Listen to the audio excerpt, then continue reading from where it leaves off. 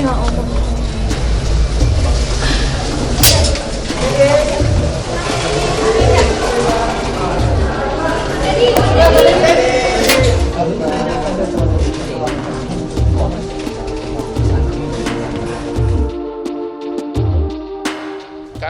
Pelanggaran apa?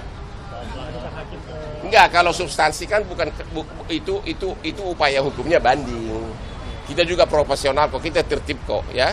Tapi yang jelas 90% tadi pertimbangan hakim itu copy pasta dari replik dan surat tuntutan dari jaksa. Yang paling parah inilah perkara pidana yang paling banyak pelanggaran hukum acara pidana. Paling parah. Padahal menurut undang-undang kalau hukum acara dilanggar, kasusnya harus dinyatakan, tuntutan harus dinyatakan tidak dapat diterima. Tapi yang jelas bukan hukuman mati. Dan kita berdoa agar sampai PK nanti masih bisa ada revisi atas putusan ini. Terima kasih. Ya. Apa sih lu? Ayo makan siang. Ayo makan siang. Ayo.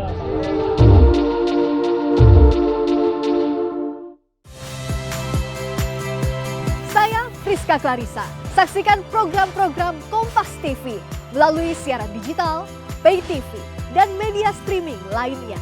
Kompas TV, independen, terpercaya.